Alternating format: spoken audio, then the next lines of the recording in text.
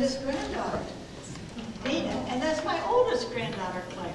And the other four couldn't be here. But isn't that nice of you?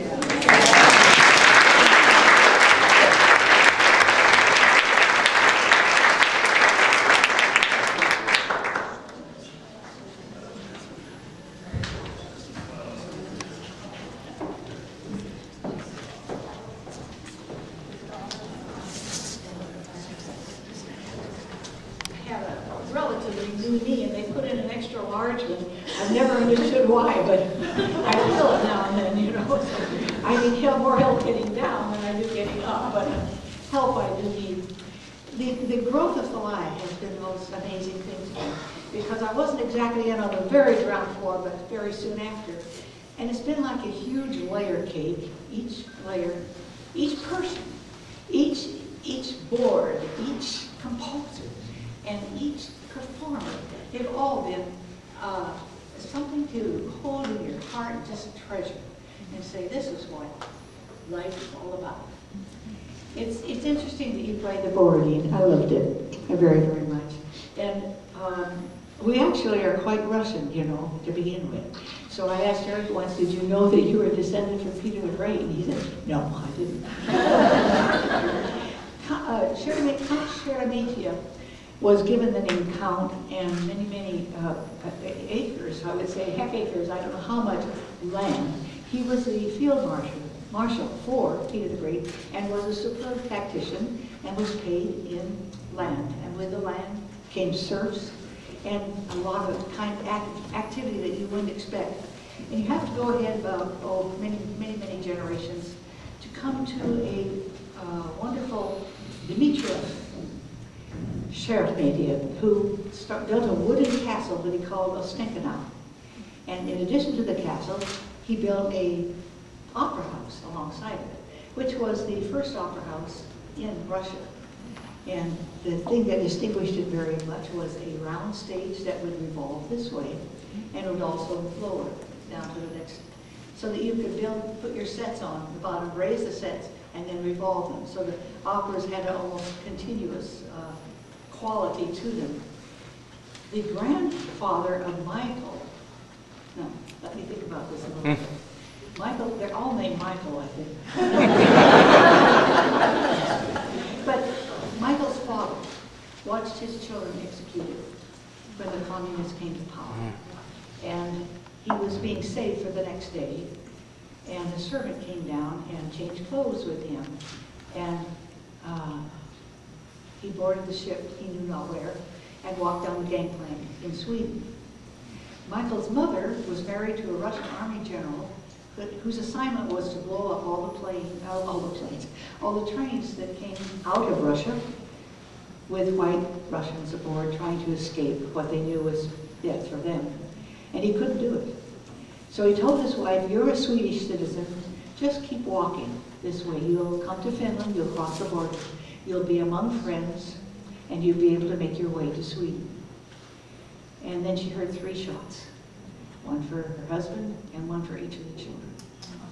So these 2 people whose families had been killed, and you know, I don't think this is particularly an unusual story in one way, because everyone here has a history. We're all immigrants. We all come from special different lands, and we all cross-pollinate, which is the wonderful, uplifting part about the whole thing.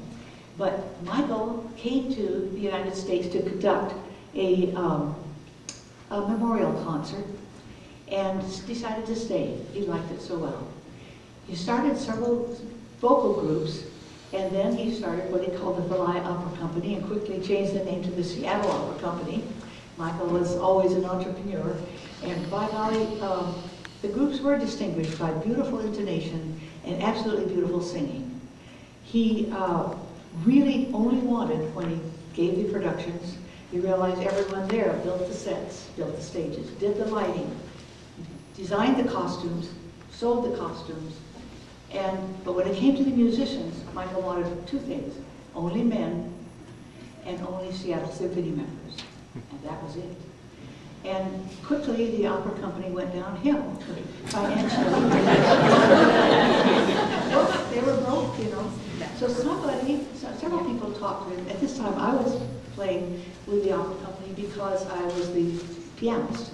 And I just answered an ad in the paper and got quickly sucked into the opera, which is so fascinatingly beautiful.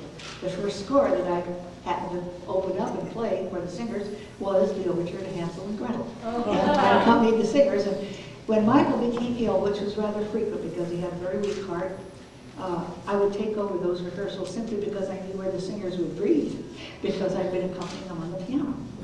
So it was kind of natural to just plain take over the idea of the baton. And I'd been trained to some degree at Tanglewood. The brief time I had with Leonard Bernstein and got in the wrong line and ended up with a baton instead of a cello.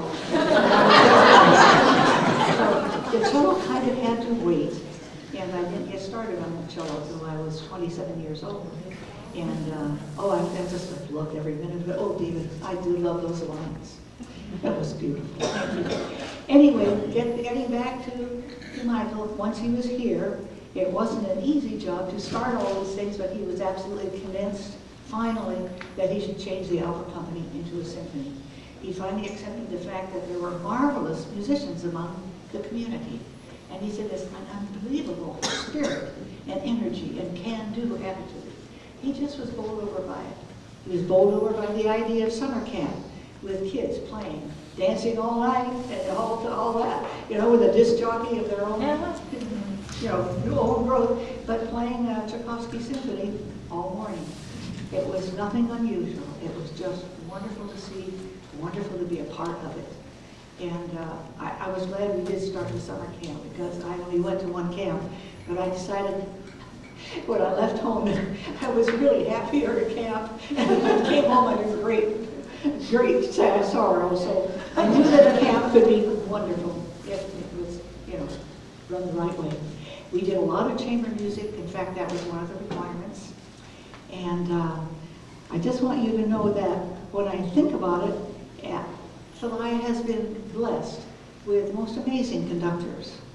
But the connection, the cross-pollination with the old world involved a Danish composer by the name of Knud Rissager, several Norwegian and Swedish composers, namely Patterson, who is an exquisite composer, even with just 2 lines, which David composed for.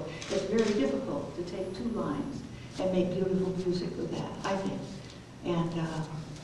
And quartet is even harder. So a lot of the composers waited to do their first quartet after they had done several symphonies, which sounds amazing.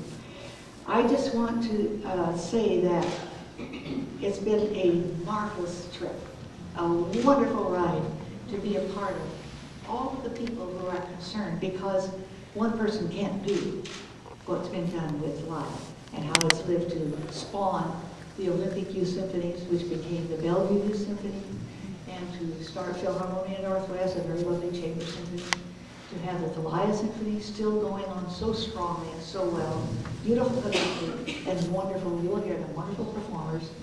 And I can't say enough for the Thalia Library, which is what at one time was the largest private collection on the West Coast. I don't know if it is now, but it's been too expensive to insure it, that library. But David Berge has made that library tick. And without the music, well, the groups would be at a loss. But we have built enough of a library so we don't have to rent, we don't have to buy, we don't have to borrow, we don't have to steal. So I want to thank every one of you, because I always have felt that music is a part of the Holy Trinity, the composer and the performer and the audience. And the audience doesn't ever realize how important they are. But we get those vibes, don't we? Yep. We do. Thank you so much. And thank you, Brian, for the wonderful introductions and talks. And welcome to the concert. I hope you enjoy that too. Thank you so much.